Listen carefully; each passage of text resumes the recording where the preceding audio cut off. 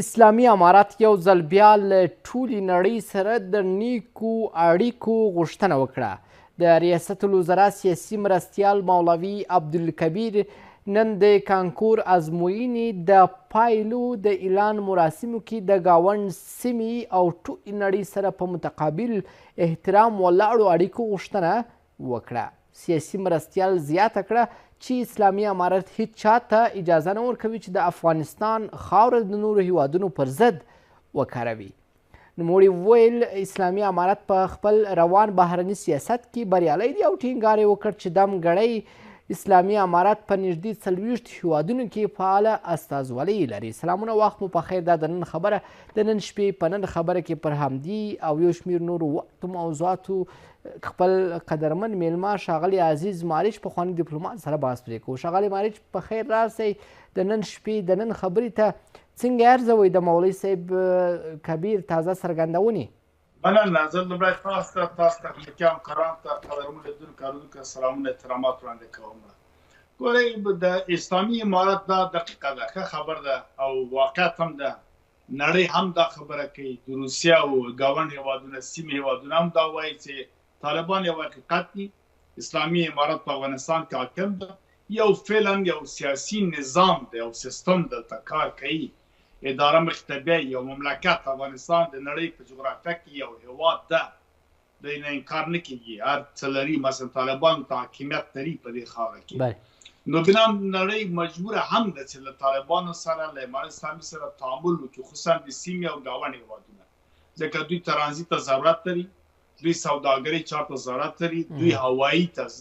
خطوطو ته ضرورت لري، همداسې دوی یو بل هیواد سره وصلتوب غواړي او له دې هیواد سره هم اړیکې غواړي، که ډیپلوماتیک اړیکې که نورې. ځکه اوس ګویا ایران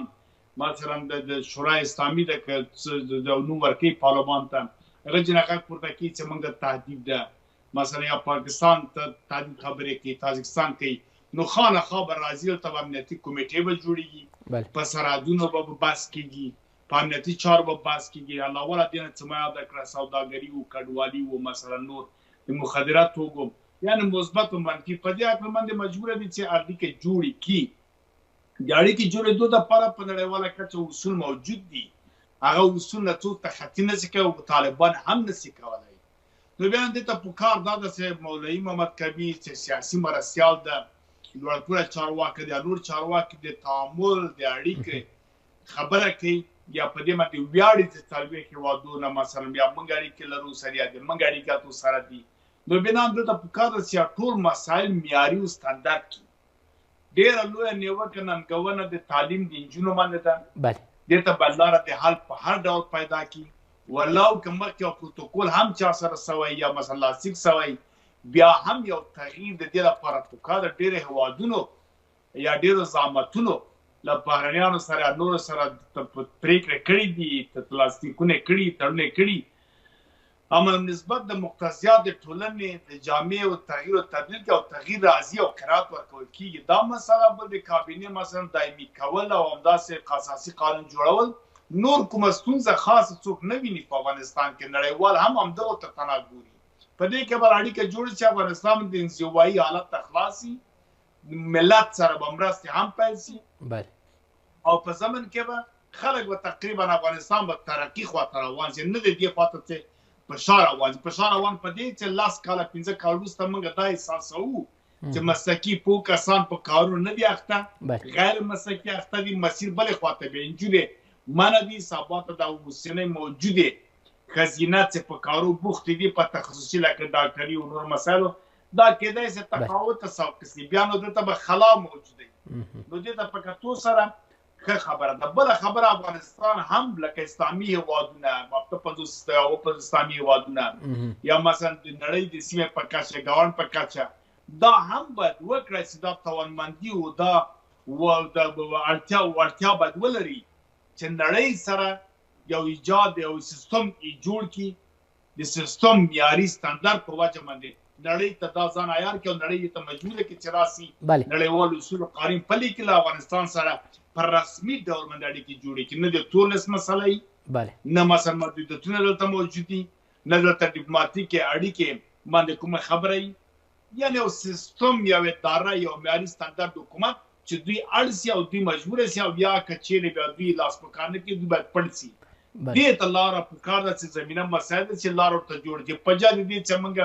وایو چې موږ آماده یو نړۍ د راسي دې خبرو نه ملت هم سوی نړیوال هم په دې باندې یې ګورئ دغه وختونو کې اکثریت خلک هم د افغانستان دننه بهر او نړیوال زیات خبرونه نه اوري خصوصا دغه جعلي خبرونه چې مثلا د جبهې مقاومت په نوم جبهې ازادي په نوم د جبهې فلاني چې هېڅ موجودیت معلوم نه ده کله یې څه کوي او کور څه کوي چې یو کوټه هم په افغانستان کې دوی اشغالولی نه شي نه زور نه قوت نه بل نړیوال هم چې کاته منډې کوي پورته منډه کوي ټول اته ویزه نه ورکوي دوی د بهرني اروپایي مملکتونو ته ویزه نه ورکوي محدود شوي دي کور یې فرانسه کې د تاجکستان کې پراته دي فرانسې کور ته راتلی نه شي هغه یهودان چې دوی تشویق کول نه نو دا جعلي خبرې چې نن مې مړه کړه نن یې ووژل نن دا وسول ویډیوګانې پخوانۍ راخله مثلا دا خپله دا په خپل ذات کې یا مثلا طالبانو بعضې خبرې چې موږ داسې وکړه چې کوم معلوم نه یا د بلې خوا ډېر نور یا د امریکا خبرې یا د روسیې خبرې یا د ایران خبرې یا د سعودي خبرې یا د پاکستان په دې باندې نور خلک نه غولېږي نه خلک نور دا خبرې اورېستلي سوي حقایقو ته ته لاسرانه وښیه ورته دا د نن مې قانون اساسي جوړ کړه یا په فلاني تاریخ باندې د نجونو ښوونځی پیلوم ښځو ته کار اشتغال ورکوم مثلا کابینه جوړوم بیا نو دغه تاریخ او د نیټه معلومه کوم خلک باور کوي یا مثلا د مقاومت ډله په لوی لاس باندې فضا خرابوي ځان ته تاوان رسوي انجینر راوځي بدون د اجابه و نیمه بربنې ولې چې مسجد طالب هستم در حالی که د اسلامي و سنتي جامعه ټولنه د افغانستان دا نه مني دا نور هم خلک طالب خواته ملاتړ کوي او د دوی ته نفرت وایي دا په خپل لاس باندې ګوره دا یو کار کول دوی په دې باندې نړیوال پي یا مثلا غونډه جوړوي بیا پخواني شر و فساد و غله غاصبین قاتلین هغه بېشرمه بېحیا چیرې بیا راوړي څنګه کېدی آیا ملت په دې اعتبار کوي بیا راځي طالب ته یا مثلا د طالب په نوم ټولو پښتنو ته کنځلې کوي پښتنو ته بد وایي بیا نو مجبوره دي پښتانه چې یو دوه درې کسه چې هغه هم دوی سره ولاړ دي هغه هم ترې راتاو سي یا په پښتنو کې راټولوي هغه اصلي پښتون هغه کوڅه ډوبی بدنامه هغه راوړي ځان سره یې کښېني د پښتون په نوم باندې دا په خپله دوی ځان ته یا ویډیوګانې جعلي یا فلمونه جعلي د عراق د نور راوړي هله طالب داسې بیا بل کس سره کښېني هغه اصلي ویډیو کښېني دا په خپل ځان به اعتبار کوي او ځان به ډیره مننه کوم ښاغلی مارج ښاغلی کبیر خپلو خبرو کې دا هم ویلي دي بېلابېلو مسایلو ته اشاره کړې ده اسلامي امارت خپل په روان بهرني سیاست کې بریالی دی ستاسو نظر څه دی ګورئ بریالی خو درسته ده موږ چې ګورو اوس اړیکې شته داسې هم نه ده چې موږ سترګه په دې پټې کړو ډیپلوماتیک اړیکې شته د ضرورت پر بنیاد باندې طالب هر چارواکي هرې خواته سفر کړی او کوي هلته په امنیت شورا کې چې مدتونه وضع شوي دي او قطعنامه د 1988 هغه قطعنامې پر بنیاد باندې ویل شوي دي اجازه ورکړل شوې ده امنیت شورا ته د ضرورت پر بنیاد باندې د موقت ډول باندې ته کولی شي تعزیرات یا مدتونه لرې کړي نو بنا همدا لاره شته ورته پلاوي راځي سیلانیان راځي موږ یې ګورو همیشه موږ به هر څه مثلا څېړو تعقیبوو یې بله تجارت ستا روان ده خو موږ غواړو چې په لویه پیمانه باندې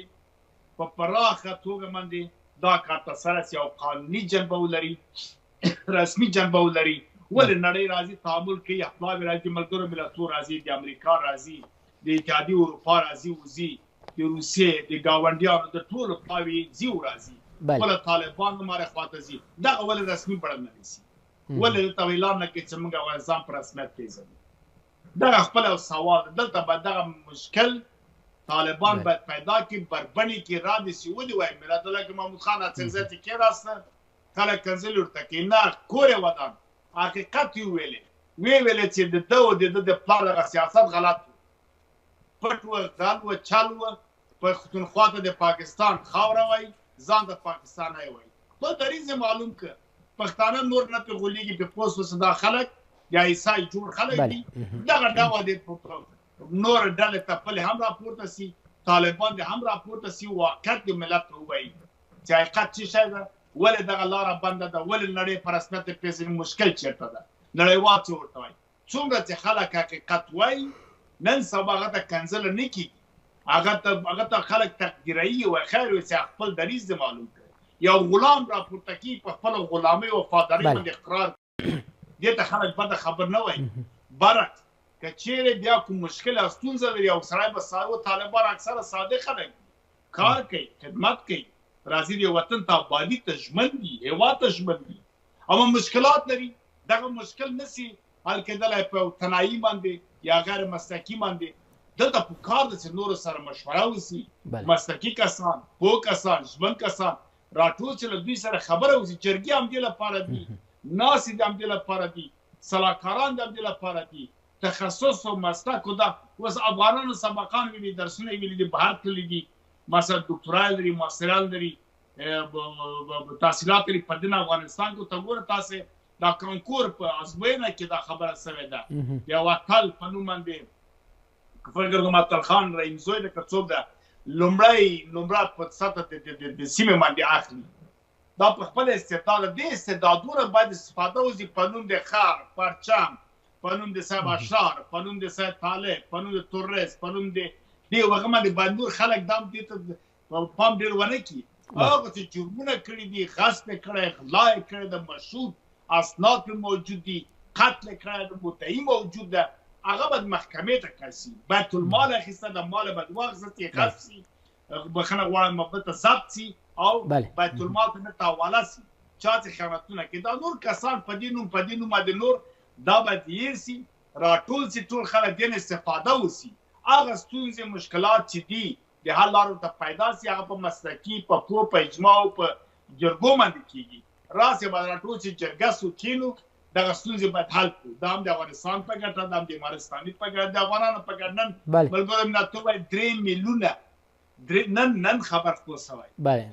3 میلیونه کوچنیان په سوی تغذي باندې گرفتار دي یعنی 3 میلیونه سوی تغذي معنا دا نور انسان په شکل د انسان په ډول نه لوی د نور څه نه جوړي د مغز انکشاف نه کوي وجود انکشاف نه کوي دا خو معیوب سوی تغذي تاسې راسې مطالعه په نړۍ کې هغه معیوب ده معلول لوی نو دومره غټه راتلونکی نسل ته لاس ورکوي دا ولې په موجودیت د زراعت په موجودیت د اوبو په موجودیت د معدن په موجودیت د هر څه نعمتونه د پروردګار او دا سوی تغذي زوی دا مسؤل څوک ده مسؤل څوک چې اداره په نظام پر راس کې ده او نظام مسؤلین دي دا نه پروردګار بخي نه ملت بخي نه هیڅ بخي دا ول د څه کار کوي دې لپاره د حل لارې پکار دي لارې حل شته څنګه پاکستان کوي چې ترقي وکړي یا دالخور پنجاب یا څنګه د ایرانیان مثلا پورته لاړ شي په همغه اسلامي چیرې په همغه شکل باندې یا مثلا نور هیوادونه ګاونډ هیوادونه د نړۍ هیوادونه پرمختګ کوي مشکلات ستونزې حل کوي موږ په شته نعمتونه چې پروردګار موږ ته راکړي ولې مدیریت پکار ده مساکي مشاغل پکار ده بله او څو کسان ته باید ونه ګوري او څو کسان په شوارو ونه غولېږو یو څه مثلا ځینې کسان د دښمنان کړی دي نظم خرابوي اداره خرابوي هغه کسان چې هغه اصلا افغانستان نه مني افغانیت نه مني تاریخ نه مني جغرافیه نه مني بیا راځي ټټر وایي په دې باندې نور موږ نه غولېږو دوی خپل امتحان ورکړي دي دوی راځي اوس غواړي موږ ته ازادي واخله چانه ته ازادي اخلي ته ماته ویل چانه څو دي په دې وطن کې ته حکومت غواړي بیا منظم جو خطا ته په 2001 کال باندې امریکا حکومت لاس توفه یې درکړه د پیسو $1 تریلیون سره تا څوک تا خاين بیا راست ملت په تا اعتبار تا مده ولې اعتبار تا ول راولي تا خاين بیا به تر چې اولادونه دی شي ته ولې یو د خاص پاغو کې خلکو ته توپک ونیسي او سره کو تراوزي خلک ولې مړی کی ته څوک موږ له طالب سره محاسبه لرو موږ له طالب سره نه وکړو کوم ګرځ کو دا د موږ کار د موږ ملت دا په دې معنا نه ده چې تا به ستایش وکړو تا اوس بیا موږ خلک یا موږ راځي چې د توقع دا د تاسو له ملي هویت له ملي او بل خپل هویت له خپل پښتونولۍ نه واوړې بیا راسې ملي کېږي ته څوک دا خبره کوي بله ډیره مننه پښتون د پښتو باندې کو بله ډیره مننه کوم ښاغلی ولې کراز طالب سره څل رمن مې وکړه کومه د ملي مسایل لپاره کو تا هیڅ وخت تاسو ستاینه نه کوم، تا هیڅ وخت نه، تا هیڅ فکر نه کوم ته طالب دښمن ته نزترین دوست طالب تا راوسته که طالب ما دیو نه وګ کوم ته ما شل نه نو بنان په کار دا چې څنګه چې مولوی صاحب کبیر دا خبره کوي، نور چارواکي دا خبره کوي، بهتره د سیستم باندې کار نه وسی، بنیاد باندې کار وسی، له ملت سره په شریکه دا کار وسی، ملت به دا ټول سي په ملت باندې ډېر تکیه وسی. بلې په نړۍ کې البته دا همګړی د اوسني حکومت 40 هیوادونو د ښاغلي مولوي صاحب کبیر په خبره چې په نږدې 40 هیوادونو کې فعال استازولۍ لرو، لا هم د استازولیو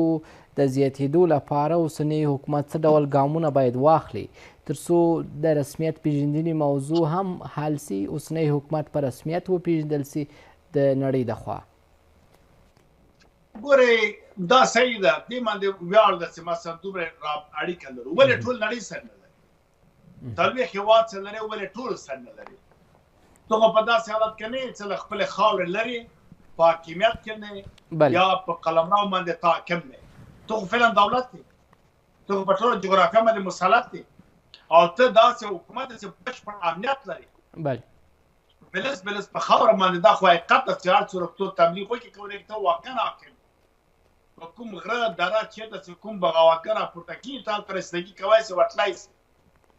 ټول ملت هم تا ته راګوري او زیاتره تقریبا 80% خلک تا له خوشحاله دي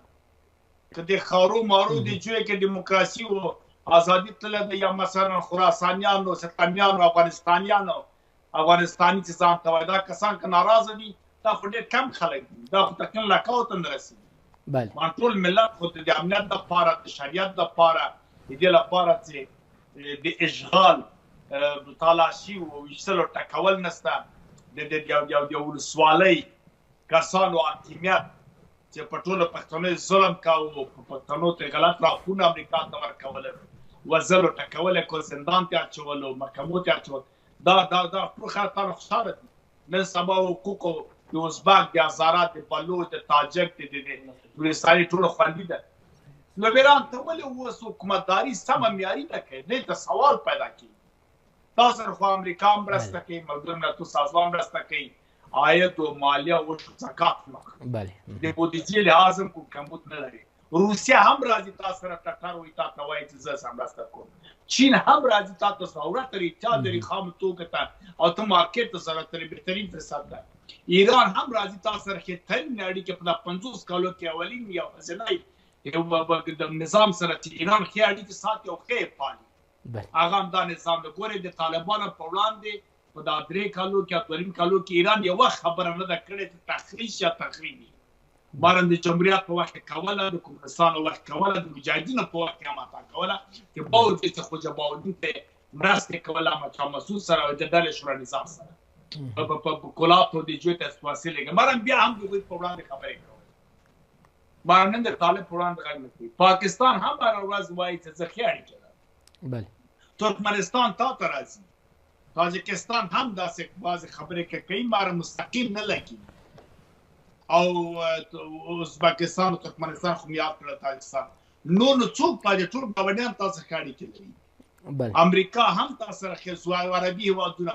نو بنان په دې ټوله کې سته وګورئ دومره د افغانستان ملاتړ لري، نو دا خو ستره جفا ده سته حکومتداري سمه ورسې کړئ. دا خو ستره جفا ده ته په ملت تکیه ونه کړي، دا خو ستره جفا ده سته سیستم او معیاري حکومت جوړ نه کړي. نور څه پاتې نه دي. هر مشکل هر څومره څه لري که چېرې لاستیک سوی، که چېرې کوم پټ زمایي مې کړ چې راویې باسه بربنډې کړه، یو ورځ یو ورځ د ازل دی، یو ورځ د اجل د چا نه ډارېږه، اجل د ازل د پروردګار په لاس کې ده. داسې ویې وایه ملت ته مسلکي پوه کسانو سره کښېنه چې که کومه ستونزې ورسره حل شي او سیاست اوس نن سبا دنیا د سیاست توره خلاصه شوه، توپه خلاصه، لښکرې خلاص شولې، اوس نن سبا سیاست ته لوبې دي، لوبې کول دي. په دې لوبه کې ځان خطا کړه. افغانستان د بقا دپاره، د خپل نسل دپاره، د آینده لپاره بهترین فرصت، بهترینه زمینه مسایله ده. ټول تا ته احتیاج دي، تا خوږو اوبو ته احتیاج دي، تا زراعت ته احتیاج، تا ترازي ته احتیاج، تا خاورې ته احتیاج دي، تا معدنو ته احتیاج دي. نن سبا چې کومه ټکنالوژي جوړېږي هغه خام توکي چې په افغانستان کې دي همغه ته ضرورت دی. تاسې ګورئ د ټرمپ همدا نارې وه چې پښېمانه چې افغانستان ونیول کېږي. روسیه وایي چې کوم امتیاز ورکوم یو بالانس یو سیاست د شرق غرب په منځ کې جوړ کړي او بېطرفي اختیار کړي راځه له دواړو نه ګټه پورته کړه دا ټول څه کېږي په مدیریت کېږي په سیستم کې په تدبیر کېږي په پروګرام پلان جوړولو باندې کېږي هغه څوک کوي مسلکي کسان یې کوي پوه کسان یې کوي ژمن کسان یې کوي پاک کسان یې کوي نه غله نه دغل دا کسان خو افغانستان کې 2 میلیونه نفوس ده تر هغه څو کسان چې خلک په دې تعدید چې ولا حتما باید معاقل ورته راسي حتما باید د رباني بچیان راسي د بسو زوی راسي یا د عطا راسي او عطا او دا کسان راسي یا خلیلي چې په سر یې میخونه او هغه راسي یا دانش چې متعصب احسار هغه باید ورته راسي یا مثلا حضرت علي خل چاته ټول ځکه غصب کړي بیا چې قدیم کوندار ورته راسي دا خو دا دلته خو متتنا دا خو د ملت نه دي چې همدغه کانداران چې جاسوسان لاسپوڅ چې ودلته راغلي وو په موږ باندې کاغذي زمریان جوړ کړل او دا وطن یې ونیو تباه او برباد کړ دا 10 کال فرصتونه هر څه خراب کړل دا خو نور ملت نه پیږي چې طالب چورتو او څنګه ملت په پورته کیږي دا چې ګوره هغه خواته څنګه خلک ډله پورته کیږي تا په ګونو کې ګوره په پاوز باندې په تاسو تاسو نه دا سیمرات را پورته کیږي دا خو نه په صورت باندې ډیره مننه کوم ښاغلی ماریج په اخر کې د خپرونې د ولس ملاتړ د نظام سره او په خپله د نظام پیاوړتیا په څه کې د اوسني حکومت چارواکي باید حق اولویت سره همدا اوس نه څه ته ورکړي بالکل همدا خبره ده که چې دې لپاره یو سیستم تدبیر جوړ سي چې غیر له طالب بعید طالب تر څنګه نور مسلکي پوه ژمن پاک کسان هم نظام ته راولي هم له ملت قومي مشرانو سره متنفذینو سره مشران روحانینو سره مخاولو کسانو سره علماو سره غیر طالب علماو سره ملایانو سره عالمانو سره نخبگانو سره دوی سره راټول کې جرګې جوړې کړي د ولسوالۍ په کچه د ولایت په کچه بیا د هېواد په کچه لوی جرګه ملت سره کینې په ملت تکیه وکړي دلته نړۍ هم متوجه کېږي چې ولا ټول ملت یو لاس ده او ټول طالب سره یا اسلامي امارت سره ولاړ نو بنا له هغوی بیا نو دا چلنه بې اتفاقي و رخنې و لاسوهنې هم نه کوي تدبیر هغوی بیا نیسي بیا په بل ډول باندې سیاست کوي هغه پخواني سیاستونه چې غولول و چل و پشوار دی دین و مذهب و جهاد و دا هم بیا ونه کوي تر اوسه ټول هغوی په همدې فکر کوي دا ملت لا تر اوسه ویده ده بیا دا هم جوړېږي د نن ملت هم همکاري بیا کوي یو لاس بیا کوي بیا دوی هم نو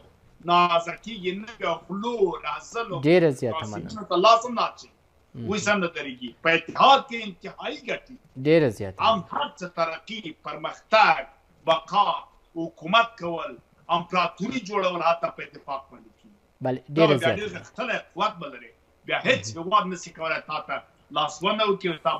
کومه خبره وکړي ډېره زیاته مننه مضبوط قوي حکومت او په خپل اراده باندې څه کوي د بنا راټولول ملت سره تکیه کول راضي کول د هغوی خواستونو جوړ کول دا رسالت وظیفه د دولت هم ده ډېره زیاته مننه